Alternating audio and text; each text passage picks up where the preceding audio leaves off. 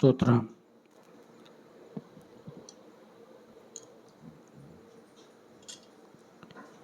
దైవజనమా, దయచేసి దేవుని వాక్యాన్ని శ్రద్ధగా విందాము.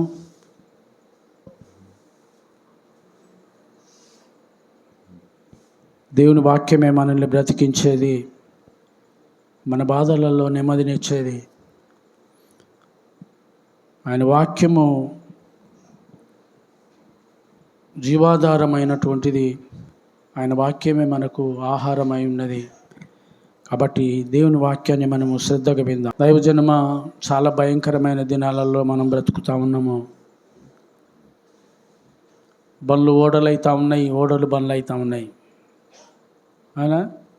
బండ్లు ఓడలు అవుతూ ఉన్నాయి, ఓడలు బండ్లు అయిపోతూ ఉన్నాయి.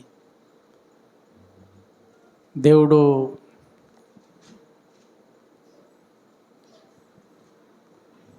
ఆయన తీర్పు తీరుస్తూనే ఉన్నాడు. ఆయన తీర్పు తీరుస్తూనే ఉన్నాడు.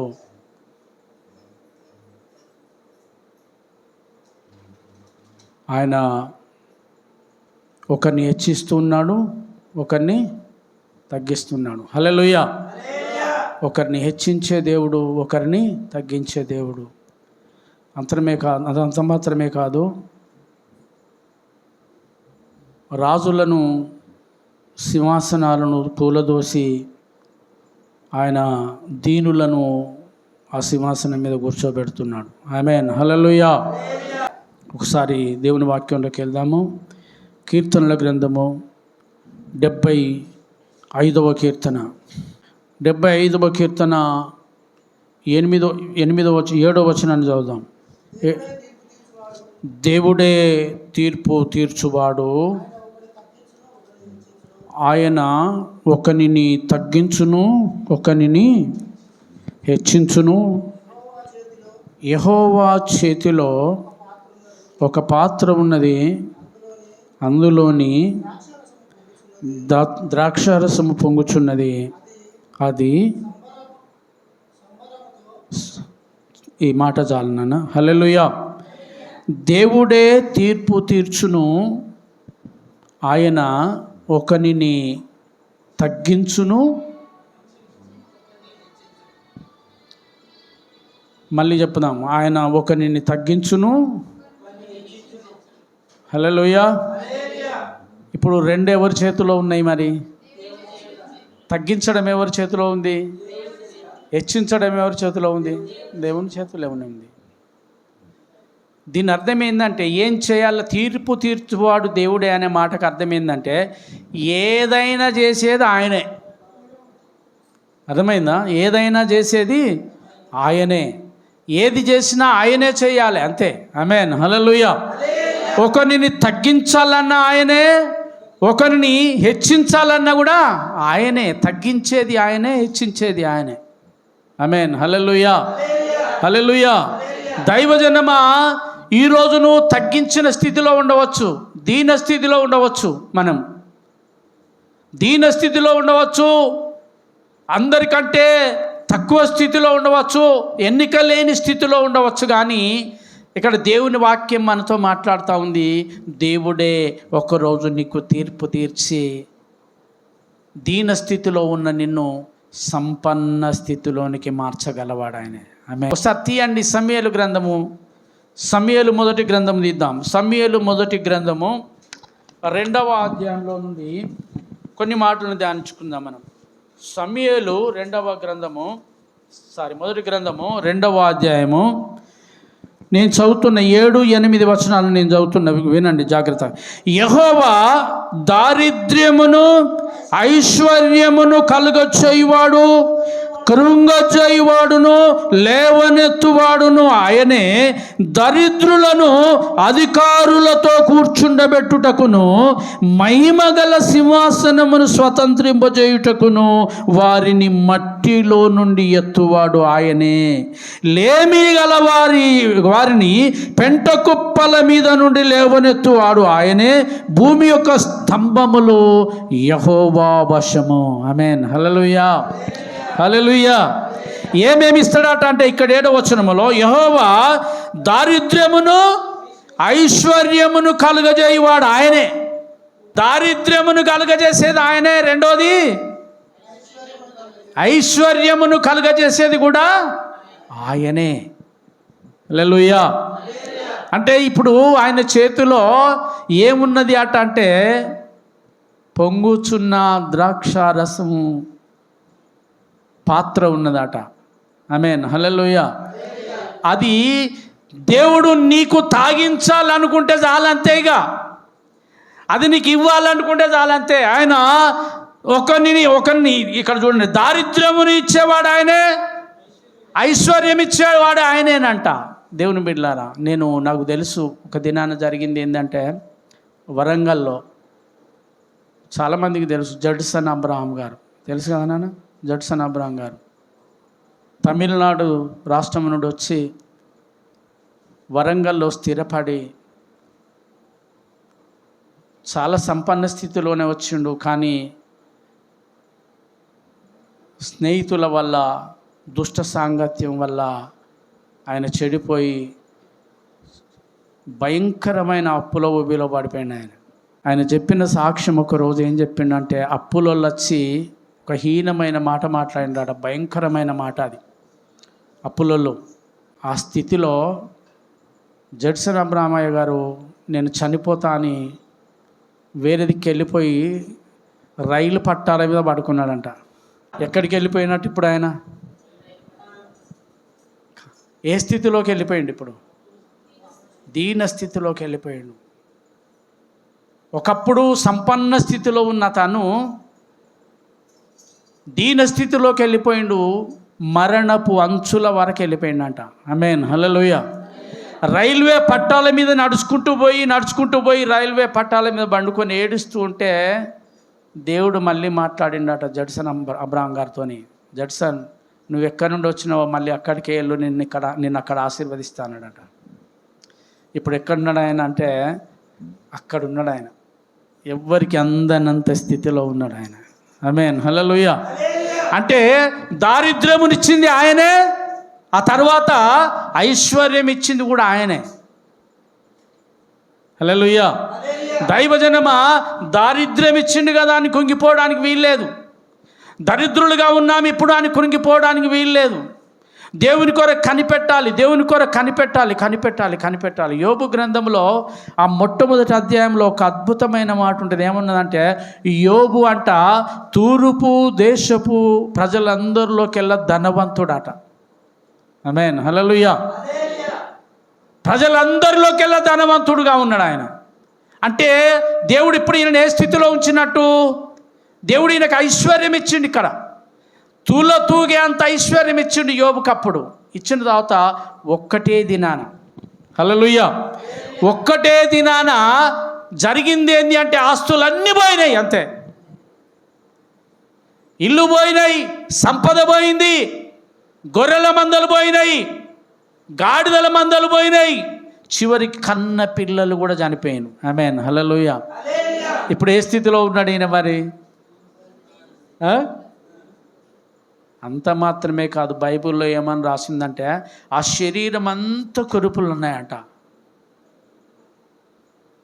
శరీరం అంతా కురుపులయ్యి ఆ సీము గారుతూ ఉంటే ఒక పెంటలో కూర్చున్నాడంట యోబు భక్తుడు పోయి ఒక పెంటలో కూర్చుండి ఒక పెంకాసు ఉంటుంది కదా, కుండ పెంక, ఆ కుండ పెంక తీసుకొని గోకుతూ ఉన్నాడంట. ఒళ్ళంతా గోకుతూ ఉన్నాడంట. రక్తాలు గారుతూ ఉన్నాయంట. ఇప్పుడు ఎక్కడ కూర్చున్నాడు యోబు? పెంటలో కూర్చున్నాడు. ఎక్కడ కూర్చున్నాడు యోబు? ఇవన్నీ పోయిన తర్వాత యోబు అన్న మాట ఒక్కటి చదవండి మీరు. మొదటి అధ్యాయం 21వ వచనం చదవండి. అక్కడ ఏమన్నాడో, యెహోవా, నేను నా తల్లి గర్భములో నుండి దిగంబరినై వచ్చి తిని దిగంబరినై అక్కడికి చేరుకుంటాను. యెహోవాయే ఇచ్చెను, యెహోవాయే తీసుకొనెను అని చెప్పని. చూడు ఆ మాట ఏమంటా ఉన్నాడో. యెహోవా ఇంతకుముందు ఏమి ఇచ్చిండు ఆయనకు? ఐశ్వర్యం ఇచ్చిండు కదా, అంతేనా కదా? ఇంతకుముందు ఏమి ఇచ్చిండు? ఐశ్వర్యం ఇచ్చిండు, ఇంకా పిల్లలనిచ్చిండు. ఐశ్వర్యం ఇచ్చిండు, పిల్లలనిచ్చిండు, ఘనత ఇచ్చిండు. ఘనత ఇచ్చిండు, ఐశ్వర్యం ఇచ్చిండు, పిల్లలను ఇచ్చిండు. ఇచ్చిన తర్వాత ఇప్పుడు మళ్ళీ ఆయన అన్నీ తీసేసుకున్నాడు. అన్నీ తీసేసుకుంటే ఇప్పుడు యోబు ఏమనాలి అంటే ఏడుస్తూ కూర్చోవాలి. ఆమేన్, హల్లెలూయా. అన్నీ పోయినాక ఏడుస్తారా? ఏడవరా? ఆస్తులు అన్నీ పోయినా పర్వాలేదయ్యా, ఏం కాకపోయేది. డబ్బంతా పోయినా ఏం కాకపో, కానీ కన్న బిడ్డలు ఉన్నారే, కన్న బిడ్డలు, కన్ని పెంచిన బిడ్డలు కళ్ళ ముందే చచ్చిపోతే గుండెల కత్తి దిగినట్టు అయిందంట ఆయన. కన్న బిడ్డలండి, కన్న బిడ్డలు కళ్ళ ముందే చనిపోయినారు. అన్నీ పోయినాయి, ఆస్తులు పోయినాయి, డబ్బు పోయింది, ఆవుల మందలు పోయినాయి, గొర్రెల మందలు పోయినాయి, అన్నీ పోయినాయి. అన్నీ పోయినా పర్వాలేదు, కానీ కన్న బిడ్డలు, ఎంతో ప్రేమతో పెంచుకున్న బిడ్డలు ఉన్నారు కదా, ఆ బిడ్డలు కళ్ళ ముందే చనిపోయినరు. ఆమేన్, హల్లెలూయా.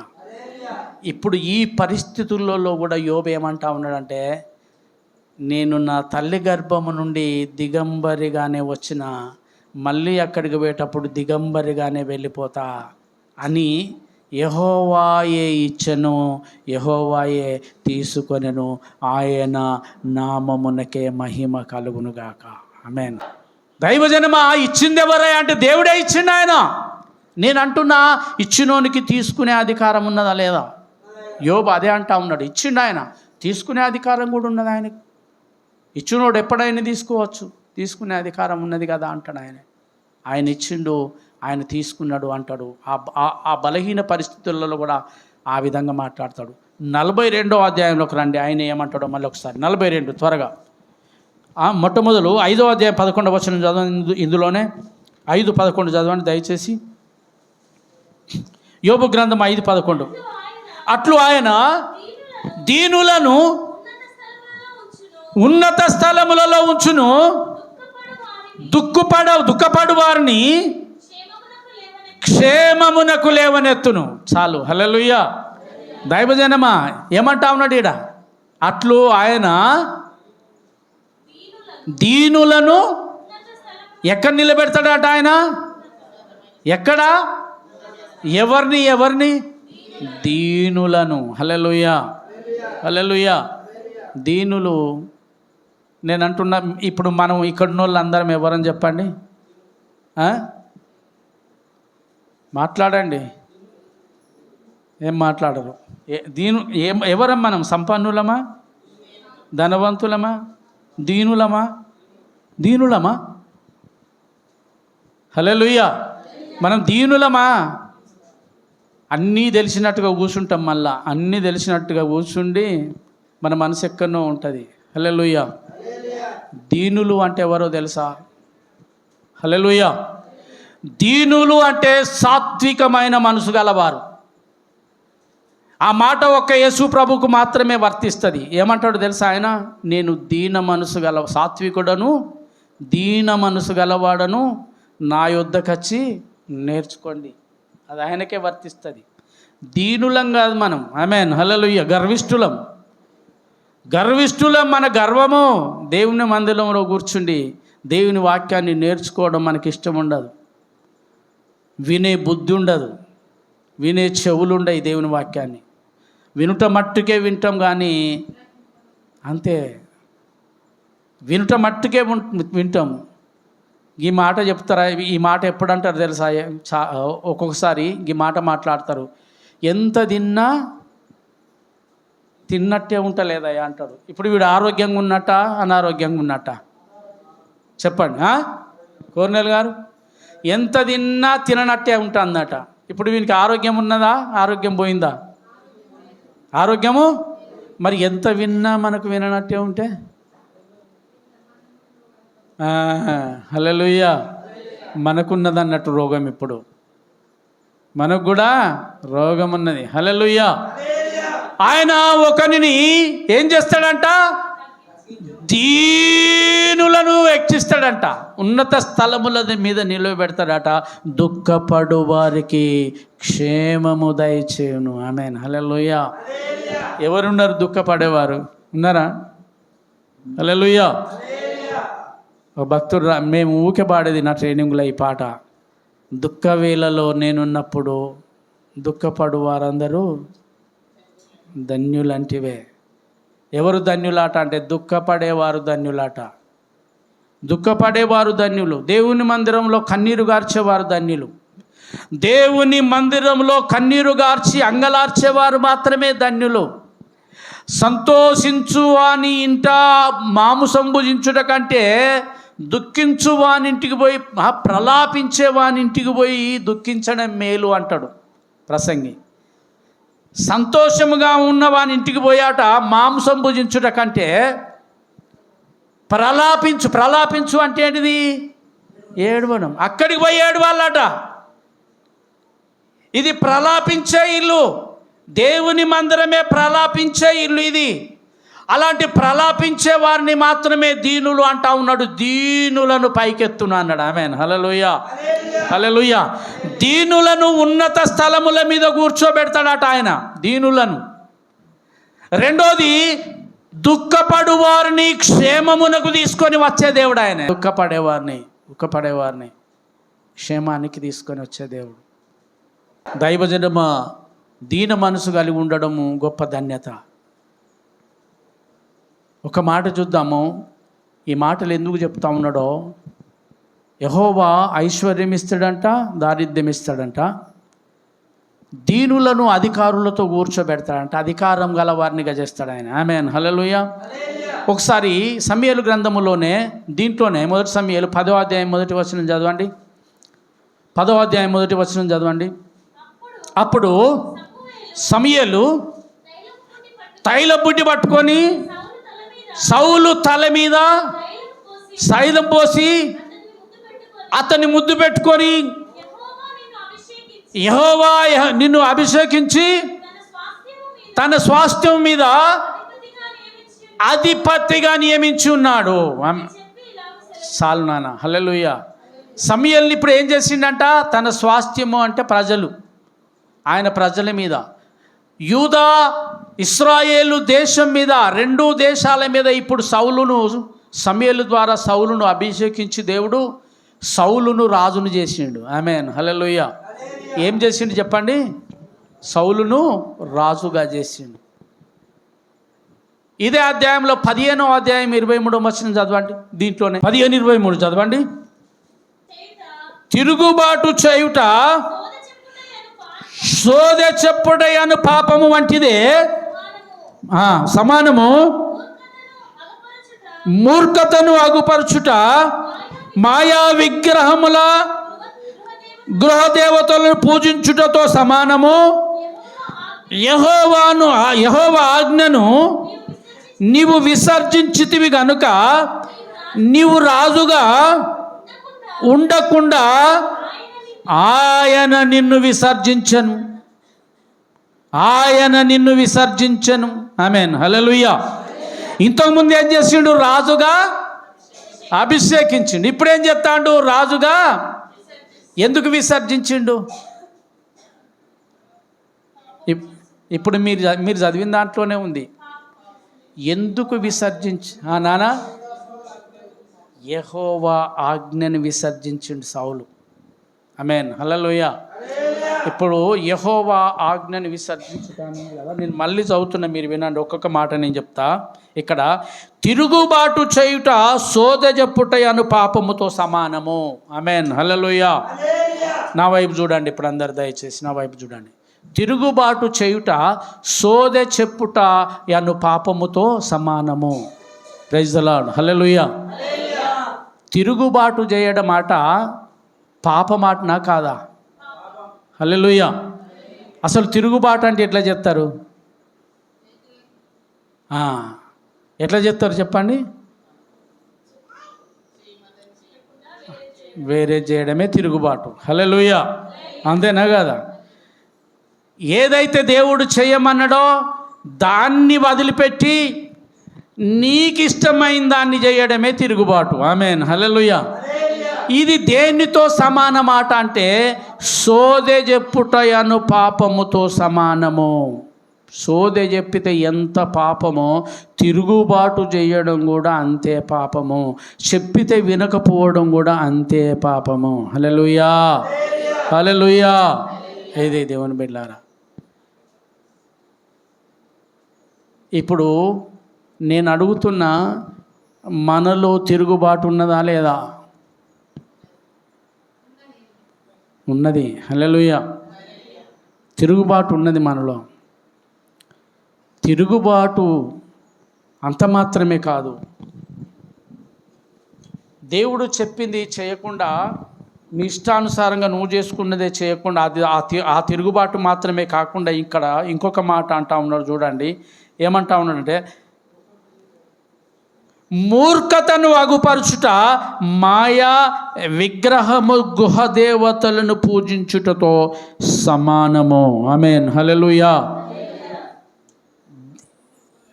గృహదేవతలను పూజించడము అనేది, పూజించుటతో సమానం అనేది ఏం చేస్తే పాపం అట? ఈ పాపం మూర్ఖతను కనబరచుట.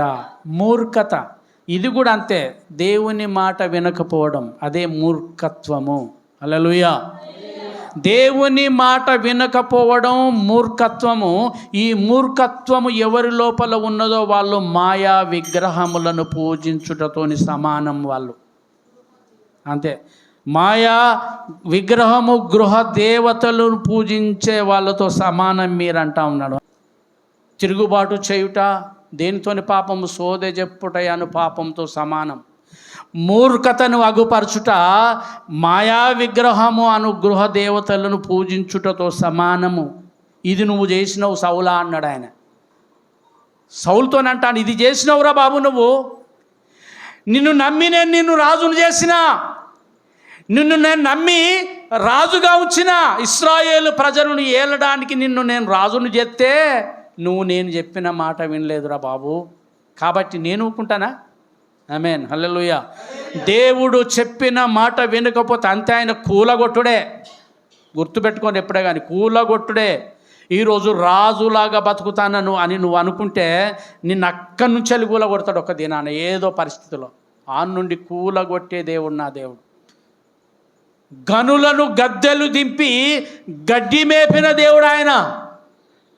గనులను గద్దెలు దింపి నెబుకద్నెజరు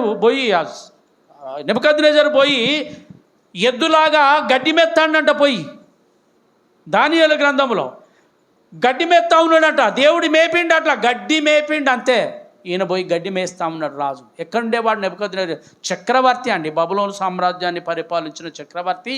ఇప్పుడు దేవుడు ఆ గద్దె మీదకి దింపి గుద్దుతే పోయి ఎక్కడున్నాడంటే కంచెలో పోయిండు. కంచెలో పోయి గడ్డి మెత్తాండి, ఇట్లా ఇట్లా గడ్డి మెత్తాండి, నాకుతాండు గడ్డిని. నిన్ను నాకించడు అనుకుంటా ఉన్నావా?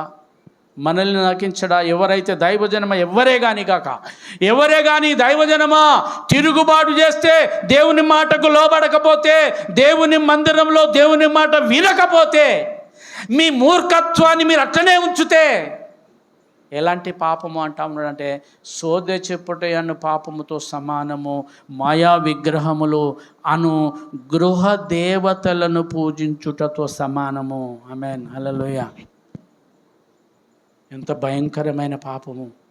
సమూయేలుతో దేవుడు అన్నాడు, సమూయేలా నిన్ను రాజును చేస్తా ఉన్నా, నీకు రాజ్యాన్ని అప్పగించిన, నీకు సైన్యాన్ని ఇచ్చిన, విస్తారమైనటువంటి దేశాన్ని నీకు అప్పగించిన, నువ్వు ఏలు అని చెప్పని. ఇంకోటి ఏమన్నాడంటే, నా ప్రజలను బాధ పెట్టిన అమాలేకీయులు ఉన్నారు ఇక్కడ, అన్యులు. వీళ్ళు నా ప్రజలను బాధ పెట్టిండ్రు, వీళ్ళు నా ప్రజలను ఏడిపించిండ్రు, వీళ్ళు నా ప్రజలను కొట్టిండ్రు, వీళ్ళు నా ప్రజలను నిందించారు, కాబట్టి అమాలేకీయుడు ఒక్కడు కూడా మిగలకుండా చంపేయిపోరా అని చెప్పి అంటే సౌలుతో చెప్తే, సౌలు అక్కడికి పోయి అందరినీ ఇష్టం వచ్చిన వాళ్ళని చంపిండు. రాజును మట్టు కట్టేసుకొని తీసుకొని వచ్చాం, చంపలే. ఆమేన్. హల్లెలూయా. అమాలేకీయులది ఏది ముట్టుకోవద్దురా బాబు అని చెప్పంటే సౌలు కోళ్ళాగలను, మంచి మంచి కొవ్విన దూడలను, మంచి ఆంబోతు కోడెలను తీసుకొని ఆయన ఇంటికి తీసుకొని వచ్చేసిండు. ఆమేన్. హల్లెలూయా. ఇప్పుడు దేవుడు చెప్పిన మాట విన్నట్ట సౌలు? వినలేదు. కాబట్టి ఏమంటాడంటే ఆయన ఇక్కడ చూడండి, ఆయన ఐశ్వర్యం ఇచ్చేవాడు, దారిద్ర్యాన్ని ఇచ్చేవాడు. ఇంకోటి ఏం, దీనులను గద్దెల మీద కూర్చుండబెట్టేవాడు, గద్దెల మీద నుంచి వెళ్ళి గనులను దింపేవాడు. ఆమేన్. హల్లెలూయా. ఇప్పుడు మళ్ళీ సమూయేలు వచ్చిండు. ఇప్పుడు సమూయేలు సౌలు దగ్గరికి వచ్చి అంటాడు, బాబు నువ్వు ఈ తప్పు చేసినావు, దేవుని ఆజ్ఞని మీరినవు, దేవుని ఆజ్ఞను మీరినవు కాబట్టి ఇక నువ్వు రాజుగా ఉండకూడదు అని దేవుడు నిన్ను విసర్జించిండురా బాబు అన్నాడు. ఆమేన్. హల్లెలూయా, హల్లెలూయా. సౌలు దేవుని మాటను విసర్జిస్తే దేవుడు సౌలునే విసర్జించిండట. ప్రైజ్ ది లార్డ్, హల్లెలూయా.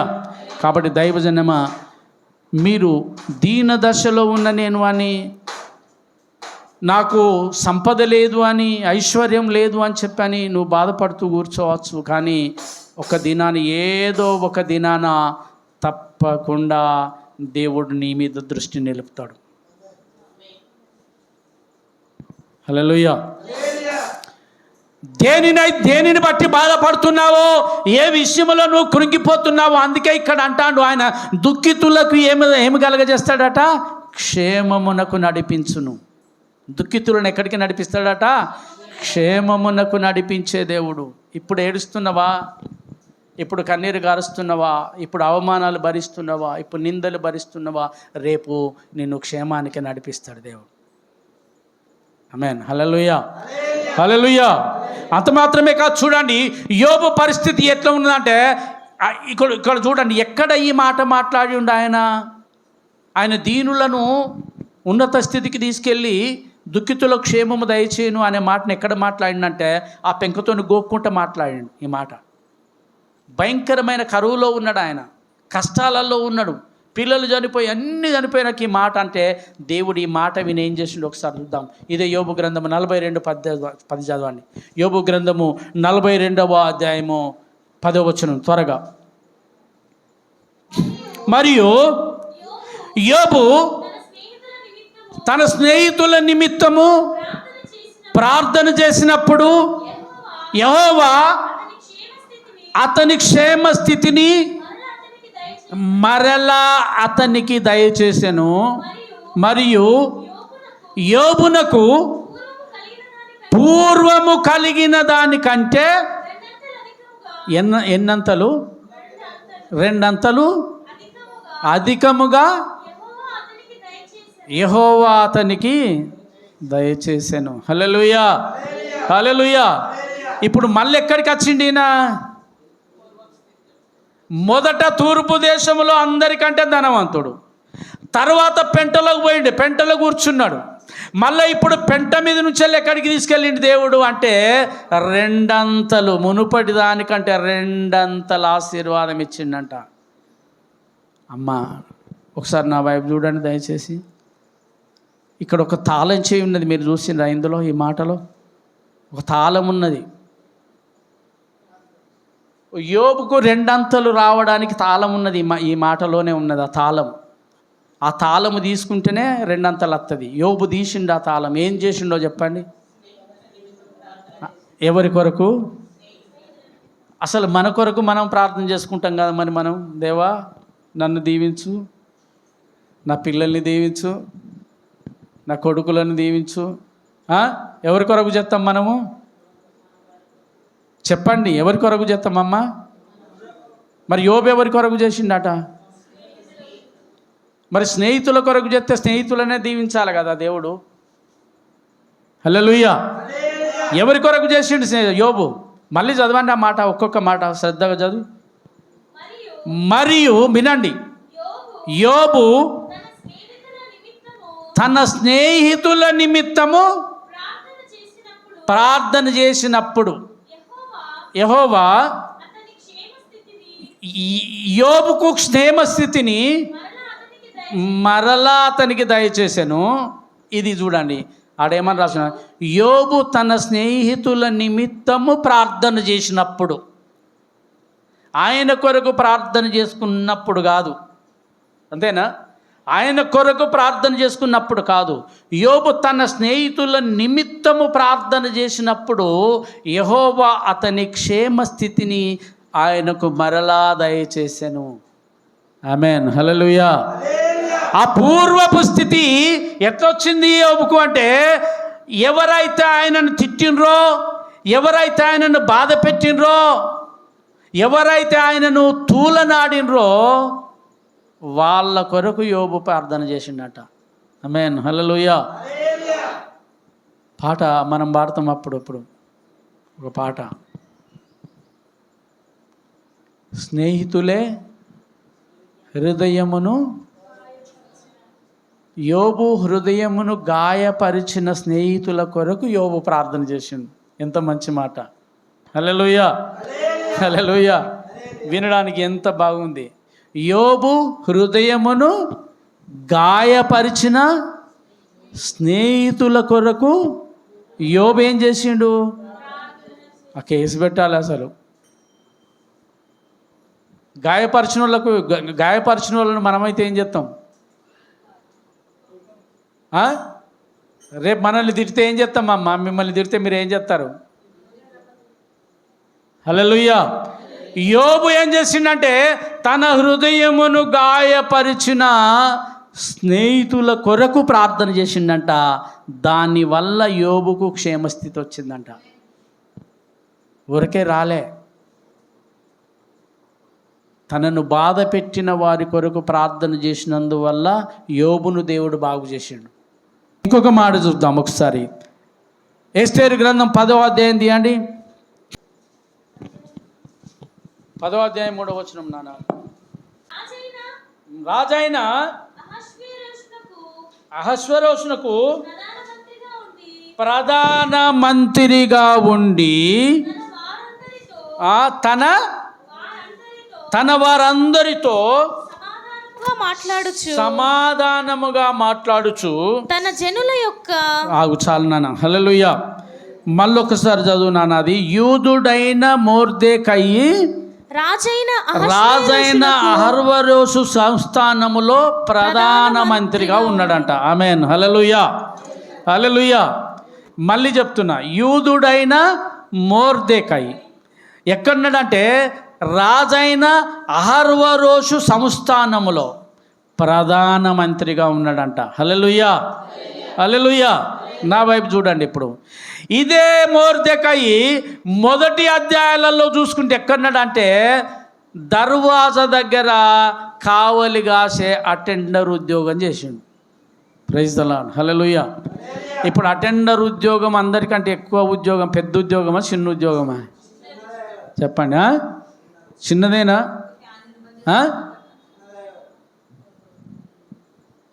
అహర్వరోషు రాజ్యంలో సంస్థానంలో అటెండర్ నౌకరి చేసే మొర్దెకయి ఇప్పుడెక్కడ 10వ అధ్యాయంలోకి వచ్చేసరికి ఎక్కడున్నాడంటే ప్రధానమంత్రిగా ఉన్నాడు. ఆమేన్. హల్లెలూయా. ఎక్కడి నుండి ఎక్కడికి తీసుకుపోయిండు దేవుడు? ఎక్కడి నుండి ఎక్కడికి తీసుకుపోయిండు? నిజం కాదా ఇది?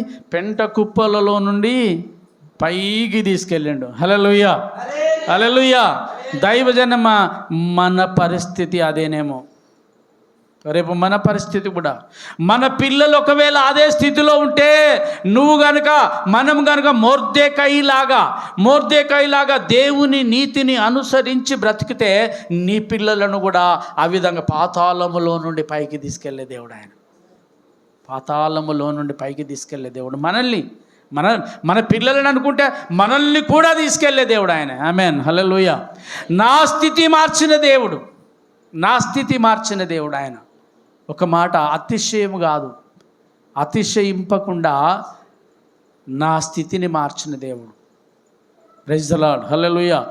ఒక అటెండర్ని తీసుకుపోయి ప్రధానమంత్రిని చేయడం అంటే ఏందయ్యా? అది మామూలు విషయమా? ఆమేన్. హల్లెలూయా. ఒక అటెండర్గా ఉన్న మన పిల్లలు రేపు ఎంఆర్ఓలు కావచ్చు, కలెక్టర్లు కావచ్చు. ఒక అటెండర్గా ఉండే పిల్లలు. ఆమేన్. హల్లెలూయా. ప్రార్థన చేయండి. మా పిల్లలు దైవజనుడు చెప్పినట్టుగా ఇదిగో ప్రభా మా పిల్లలు పాలించేవారుగా ఉండాలని ప్రార్థన చేయండి ఇప్పటి నుండి. అది అవుతుంది. ప్రార్థన చేసి అది ఎక్కడన్నది మనకు తీరుకున్నదా? హల్లెలూయా. ఏ తల్లులన్నా ఒక గంట సేపు పిల్లల కొరకు ప్రార్థన చేసేవాళ్ళు ఉన్నారా? ఏ తల్లి అన్నా ఒక గంట, నిజం చెప్పండి, ఒక గంట సేపు ప్రార్థన చేసే తల్లులు ఉన్నారా? మందిరంలో, దేవుని మందిరంలోకి వచ్చి ఎప్పటికీ ఆ ఇంట్లో తలగబడి సత్తారు. అడ్డమైన టీవీలో అడ్డమైన ముచ్చట్లు పెట్టుకుంటా ఆ ఇంట్లో తలగబడి సత్తారు. కానీ దేవుని మందిరంలోకి వచ్చి పిల్లల కొరకు 1 గంట ప్రార్థన చేస్తా అన్నారే. పిల్లల కొరకు 1 గంట సేపు ప్రార్థన చేస్తా అన్నారు. హల్లెలూయా, హల్లెలూయా. మీరు ఆ విధంగా కనుక ప్రార్థన చేసేది ఉంటే కనుక దేవుడు మొర్దెకాయిని ఏ విధంగానైతే అటెండర్ స్థాయిలో నుండి ప్రధానమంత్రి స్థాయిలోకి తీసుకెళ్ళిండో ఆ విధంగా దేవుడు తీసుకెళ్తాడు. దానియేలు గ్రంథం 5:11 కూడా అద్భుతమైన మాట ఉన్నది. దానియేలు ఎక్కడుండేవాడు అని చెప్పంటే, దానియేలు ఒక బానిస. ఎవరు దానియేలు చెప్పండి? బానిస. బబులోని దేశానికి బానిసగా కొనిపోయినారు బబులోను, అది దానియేలును.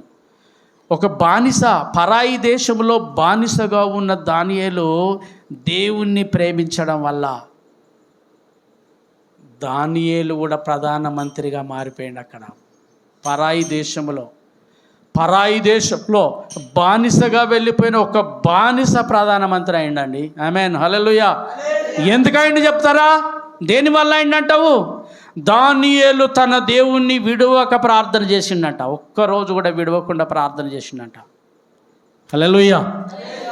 ఎప్పుడు ప్రార్థన చేసిండంటే, కష్టాలు వచ్చినప్పుడు ప్రార్థన చేసిండు, బాధలు వచ్చినప్పుడు ప్రార్థన చేసిండు, శత్రువులు తీసుకుపోయి సింహాల బోన్లో వేసినప్పుడు ప్రార్థన చేసిండు, ఆయన మీద ఎంక్వైరీ పెట్టినా ప్రార్థన చేసిండు. ఎంక్వైరీ పడ్డది ఆయన మీద, సిబిఐ ఎంక్వైరీ పడ్డది. హల్లెలూయా. ఆ రోజు సిబిఐ ఎంక్వైరీ వేసిండ్రు. అయ్యా, ఈ దానియేలు నీ బొమ్మకు మొక్కుతలేడయ్యా, ఈయన దేవునికి ప్రార్థన చేస్తాడు, ఇగో కిటికీ తీసుకొని యెరూషలేం వైపు చూసుకుంటూ ప్రార్థన చేస్తాడు, మేము చూసినామయ్యా అని చెప్పని దానియేలు మీద చాడీలు చెప్తే, పితూరీలు చెప్తే దానియేలు మీద ఎంక్వైరీ పడ్డది. ఎంక్వైరీ పడ్డా కూడా అదే కిటికీ కాడికి పోయి మానక ప్రార్థన చేసిండు దేవునికి. ప్రైజ్ ది లార్డ్, హల్లెలూయా. ఏందమ్మా మందిరానికి ఎందుకు రాలేదంటే, చాలా బాధలున్నాయి అయ్యగారు, అందుకే రాలేదు. బాధలుంటే మందిరానికి రారా? హల్లెలూయా. మనము పోయిన వారం విన్నామా? దేవుని మందిరము పాడై ఉండగా మీరు సరంబి వేసిన ఇళ్లలో నివసించుట తగునా మీకు ఇది అంటా ఉన్నాడు దేవుడు హగ్గయి గ్రంథంలో. హగ్గయి 2వ అధ్యాయంలో దేవుని మందిరం పాడైపోయి ఉన్నది, దేవుని సంఘం పాడైపోతే మీరు నిద్రపోవడం తగునా? మీరు ఎట్లా ఇళ్ళలో నిద్రపోతూ ఉన్నారు? రేపు దేవుని దగ్గర ఏం చెప్తారు? మీరు దేని కొరకు నమ్ముకున్నారు మీరు దేవుణ్ణి? వచ్చిపోయేది అందుక బైబిల్ పట్టుకొని ఏదో బైబిల్ పట్టుకొని మందిరానికి వస్తామని నమ్ముకున్నారా? కాదే.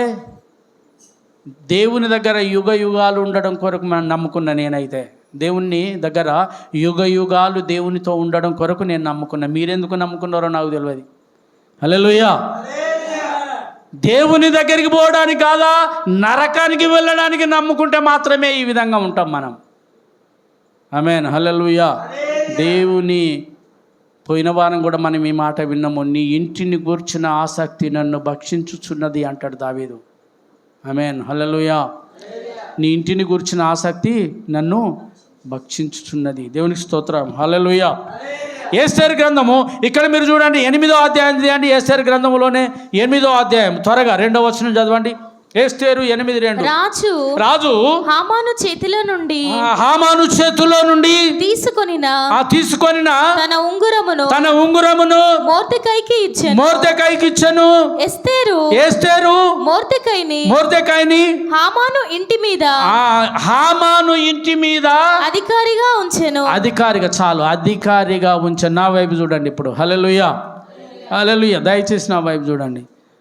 హామానును ఇప్పుడు మనం చదువుకున్నాం కదా, హామాను అనే పేరు. ఈ హామాను ఎవరై అంటే హోమ్ మినిస్టర్. ఎక్కడ అంటే అహర్వరోషు సంస్థానములో. వీడేం చేసిండు? మొర్దెకైని చంపాలనుకున్నాడంట.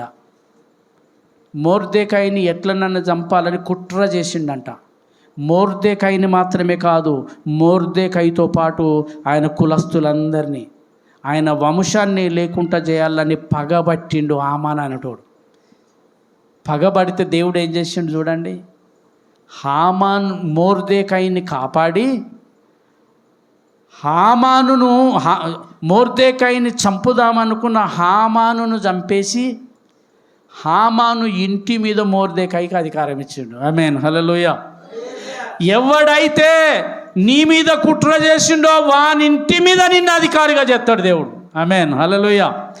వాని ఇంటికి తీర్పు తీసే వాళ్ళనుగా మనల్ని నిలబెడతాడు, మనం దేవుల్లో ఉన్నట్టు ఎదుట కనుక. ప్రైజ్ ద లార్డ్, హల్లెలూయా, హల్లెలూయా. మనము సోదె చెప్పే పాపము చేయకుండా, గృహదేవతలను పూజించకుండా, దేవుని ఆజ్ఞను మీరకుండా ఉంటే దేవుడు నీ పిల్లలను నీ మీద కుట్ర చేసిన ఇండ్ల మీద అధికారులుగా చేస్తాడు. Praise the lord. మేము ఇక్కడ చెప్తానమయ్య సోదె అని మీరు అనవచ్చు. మేము సోదె చెప్తామా అన్నయ్య? సోదె చెప్పడం అంటే ఏంటిదని చెప్పిండంటే తిరుగుబాటు చేయడమే సోదె.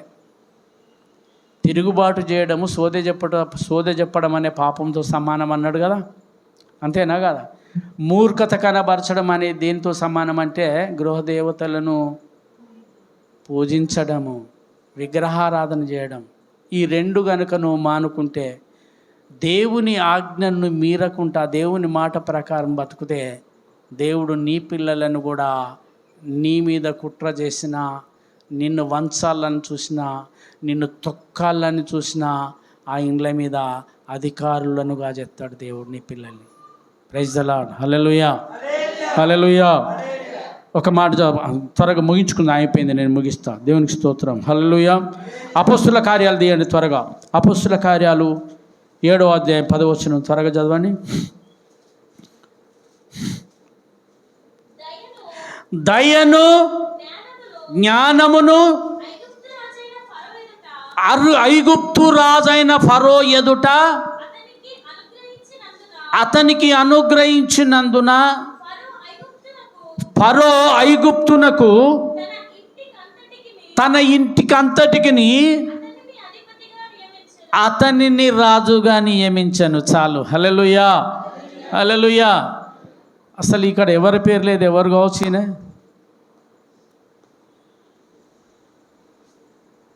ఎవరి పేరని ఉన్నదా ఇక్కడ? ఇంకా తెలియలేదు. ఈయన ఎవరు? యోసేపు. యోసేపు యోసేపు ఎక్కడి నుండి పోయిందంటే, ఎక్కడున్నాడట ఇప్పుడు అంటే ఐగుప్తు దేశానికి, రెండోది ఫరో ఇంటికి కూడా యోసేపు రాజు అయిందట. ఆమేన్, హల్లెలూయా.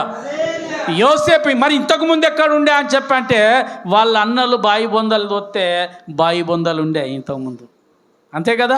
ఎక్కడుండేవాడు? వాళ్ళ అన్నలు బాయిలో దొయ్యలేదా చంపేద్దామని? గోతిలో, గోతి అని రాసింది బైబిల్లో. గోతిలోనికి తోయబడిన యోసేపును తీసుకెళ్ళి ఎక్కడ పెట్టిండంటే ఐగుప్తు సింహాసనం మీద కూర్చోబెట్టిండు. ఆమేన్, హల్లెలూయా, హల్లెలూయా. దైవజన్మ మన స్థితి గోతిలో ఉండే స్థితి కావచ్చు ఇప్పుడు. ఆమేన్, హల్లెలూయా. నమ్మండి మీరు. దైవ జనమా, దేవుని వాక్యం వింటున్నా మీకెవ్వరికైనా నేను చెప్పేది ఇదే. ఒకవేళ నువ్వు గోతిలో పడి ఉండవచ్చు, యోసేపులాగా గోతిలోనికి కూరుకుపోయిన స్థితిలో నువ్వు ఉన్నప్పటికీ కూడా, నీ పిల్లలు ఉన్నప్పటికీ కూడా, ఒక దినము యోసేపును ఏ విధంగానైతే గోతిలో నుండి బయటికి తీసిండో దేవుడు, అట్లా నీ పిల్లలను కూడా బయటికి తీసి అధికారులుగా మార్చే దేవుడు ఆయన. ఆమేన్, హల్లెలూయా, హల్లెలూయా. దేవునికి స్తోత్రం. ఎంత గొప్ప దేవుడు. యోసేపుకు ఒక దేశానికి రాజును చేసిండండి, ఒక దేశానికే. ఎక్కడ ఉండేవాడు అంటే గోతిలోనికి తోయబడ్డటువంటి యోసేపు. ఇంకో మాట చూడండి త్వరగా. ఇదే అపొస్తలుల కార్యం 13వ అధ్యాయం 22. ఇక్కడ కూడా సౌలు, మనము 15:23లో చదువుకున్నాం. అరే బాబు, నువ్వు దేవుని మాట వినలేదు కాబట్టి దేవుడు నిన్ను రాజుగా ఉండకుండా విసర్జించిండ్రా అని చెప్పిండు కదా. మరి సౌలును తీసేసి ఎవరిని పెట్టిండో ఇక్కడ రాస్తున్నది, మీరు చదవండి 13. తరువాత సౌలును తొలగించి దావీదుని వారికి రాజుగా ఏర్పరచెను. ఆమేన్, చాలు, హల్లెలూయా. ఎందుకు దావీదును రాజుగా ఏర్పాటు చేసిండో ఆ కింద రాసింది. ఎందుకు అంటే దావీదు నా హృదయానుసారి, అతడు నా చిత్తమంతయు నెరవేర్చువాడు అని రాసింది. ఇప్పుడు దావీదు ఎక్కడ ఉండేవాడు అని చెప్పంటే, ఎక్కడనో అడవిలో గొర్రెల మందర కాసుకునేటోడు. ఆమేన్. హల్లెలూయా. అద్భుతము. సౌలును తొలగించి సౌలు రాజు స్థానములో సింహాసనం ఎక్కించుండు దావీదుని తీసుకుపోయి. హల్లెలూయా, హల్లెలూయా. ఇక్కడ సమూయేలు గ్రంథంలో ఒక మాట అద్భుతమైనది ఉన్నది. 15వ అధ్యాయం రెండో సమూయేలు ఉన్నది, తీయకండి. ఆడ ఏమని రాసి ఉంటుందంటే, దావీదు ఏమంటాడంటే, ఇది ఇంపార్టెంట్, నేను ముగిస్తున్నగా, జాగ్రత్త వినండి. దేవుడు నన్ను రాజుగా చేసినందుకు సైన్యములకు అధిపతి అయిన యెహోవా ఎదుట నేను ఆట ఆడి తిని అంటాడు. ఎదుట కాదు, సన్నిధిలో నేను ఆట ఆడి తిని. ఆట అంటే ఏంటిది? ఏం చేసిండట దావీదు? నాట్యము చేసిండు. హల్లెలూయా. ఎందుకు చేసిండంటే, దావీదును రాజుగా చేసినందుకు దావీదు ఏం చేసిండు? నాట్యము చేస్తూ దేవుని ఆరాధించిండు. Praise the lord. Hallelujah, hallelujah. బాబు, ఒక మాట చెప్తున్నా, నువ్వు ఈ స్థితిలో నుండి నువ్వు అంత స్థితిలోకి వెళ్ళిపోయినప్పటికీ కూడా ఈ స్థితి నువ్వెప్పుడు మర్చిపోకూడదు. దావీదుడు గొర్రెలను కాసినప్పుడు సితారా వాయించుకుంటూ కీర్తనలు పాడిండు. గొర్రెల దొడ్డిలో నుండి తీసుకుపోయి రాజుని చెప్తే, ఇంకా అసలు రాజు నాట్యం చెప్తే ఏమంటారు చెప్పండి? పిచ్చోడారా వీడు అనుకుంటారు. అంతేనా కాదా? విలువ ఉంటుందా రాజు నాట్యం చేస్తే? కానీ దావీదు తన విలువ కొరకు చూడలేదు, కానీ తనను రాజుగా చేసిన దేవుని సన్నిధికి వచ్చి నాట్యము చేస్తూ దేవుని ఆరాధించిండు. ఆమేన్. హల్లెలూయా. దైవజనమా, ఒక చిన్న ఉద్యోగం ఉంటే చాలు, అంతే. ఇక దేవుని లెక్కేంది అసలు? దేవుడెవరు? ఒక చిన్న ఉద్యోగం ఉంటే, హల్లెలూయా, సంపాదన ఉంటే, చిన్న సంపాదన ఉంటే, ఏదో వ్యాపారం ఉంటే, దేవుడెవరు? దేవుని లెక్కేంది? దేవుణ్ణి లెక్క చేయకుండా ఉండడమే అది. ఆమేన్. హల్లెలూయా. దేవుని స్వరం విన్నాక కూడా దేవుణ్ణి వెంబడించక దేవునికి లోబడకపోతే అది భయంకరమైన పాపమ, తిరుగుబాటే. తిరుగుబాటు చేసిన సౌలును ఎక్కడి నుండి అంటే గద్దె మీదకి దింపి పడేసి గొర్రెల దొడ్డిలో ఉన్న దావీదును తీసుకెళ్ళి సింహాసనం మీద కూర్చోబెట్టిండు. దావీదు సింహాసనం మీద కూర్చున్నప్పటికీ కూడా మళ్ళీ వచ్చి దేవుని సన్నిధిలో నాట్యం ఆడుతూ ఉన్నాడు. దేవునికి స్తోత్రం. హల్లెలూయా. దైవజనమ, మనం ఎంత ఎదిగినా, మన పిల్లలు ఎంత ఎదిగినా, మన బతుకులు ఎంత మారిపోయినా, మనకు ఈ స్థితిని కలగజేసిన దేవుణ్ణి మర్చిపోకూడదు. ఆమేన్. హల్లెలూయా. నేను దేవునికి ఒక్కోసారి ఏమని ప్రార్థన చేస్తున్నా తెలుసా? దేవునికి నేను చేసే ప్రార్థన, కొన్నిసార్లు బయటికి వెళ్ళినప్పుడు కొన్ని పరిస్థితులను చూసి, ప్రభా, బయట ఒకనికి రెక్క లేదు, ఒకనికి కాలు లేదు, ఒకనికి 2 కాళ్ళు లేవు,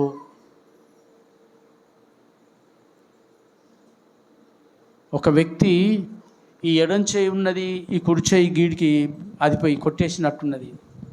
ఈ ఎడం చేయితోని క్యాషియో వాయిస్తూ ఉన్నాడు. ఈ మొండిది ఉన్నది కదా, ఈ మొండి దాంతో కూడా ఇట్లా అంటా ఉన్నాడు. ఈ మొండి దాంతో కూడా, మొండి చేయండి, ఈ మొండి చేయిని కూడా దేవుని కొరకు వాడుతూ ఉంటే, ప్రభు నన్ను మంచుకుంటున్నావు కదా, అంతే కదా. ఆయన కంటే మంచుకుంచలేదా? రెక్కలు మంచుకున్నాయి, కాళ్ళు మంచుకున్నాయి, అతను వాడబడతాడయ్యా, నేను మంచుకున్నంత కాలం నన్ను వాడుకో అని ప్రార్థన చేస్తూ ఉంటా. హల్లెలూయా. మనకు అన్నీ ఇవ్వలేదా దేవుడు? ఎంత చక్కటి రూపం ఇచ్చిండు, ఎంత చక్కటి స్వరూపం ఇచ్చిండు దేవుడు. ఆయన దేవుడు అంటే భయం లేదు మనకు. నీ పిల్లలకి ఎంత చక్కటి స్వరూపం ఇచ్చిండు, వాళ్ళలో ఈ భయం లేదు. ఎందుకు అంటే నువ్వు పుట్టియలే, ఆ భయాన్ని పుట్టియలేదు. మనం పుట్టియండి పిల్లల లోపల, భయాన్ని పుట్టియండి. హల్లెలూయా. భయాన్ని పుట్టియండి. లోకంలో చూస్తే భయంకరమైన పరిస్థితులు అండి. ఒకరికి కళ్ళే లేవు, ఒకరికి కళ్ళు లేవు, కళ్ళు లేనివాడు వచ్చి పాట పాడుతూ ఉన్నాడు. ఏమని పాట? నడిపించు నావా నడి సాంద్రం ఉన్న దేవా. కళ్ళు లేనివాడు పాట పాడుతాడు. మీకేం రోగాలు పుట్టినాయి అమ్మా? కళ్ళే లేనోడు చదువుకున్నాడా పోనీ అంటే వానికి చదువు లేదు శాస్త్రం లేదు, ఏది లేదు. ఆడు మంచిగా పాటలు పాడుకుంటూ దేవుణ్ణి మయం పరుస్తూ ఉన్నాడు. దావీదును దేవుడు రాజుగా చేసినందుకు దావీదు దేవుని సన్నిధిలోకి వచ్చి నాట్యమాడుతూ దేవుణ్ణి మయంపరిచిండు. దేవుని బిడ్డలారా, మరొకసారి మిమ్మల్ని మీతో మాట్లాడుతున్నా, దేవుడు ఒకరిని తగ్గించును, ఒకరిని హెచ్చించును. ఎవరిని తగ్గిస్తాడా అంటే గర్విష్ఠుల యొక్క గర్వముననిచే దేవుడు, ఇంకా దయగల వారికి దయ చూపించే దేవుడు. Praise the lord. దయగల వారిని దేవుడు హెచ్చిస్తాడు, గర్విష్ఠులను తగ్గిస్తాడు. దీన మనసు గల వారిని దేవుడు హెచ్చిస్తాడు, తమను తాము హెచ్చించుకునే వారిని తగ్గిస్తాడు దేవుడు. దీన మనసు కలిగి బ్రతుకుదాం, దేవుణ్ణి గణపరచుదాం. దేవుడి మాటలు మనందరి వెనుకల్లో ఆశీర్వదించును గాక. ఆమేన్. నిలబడదాం.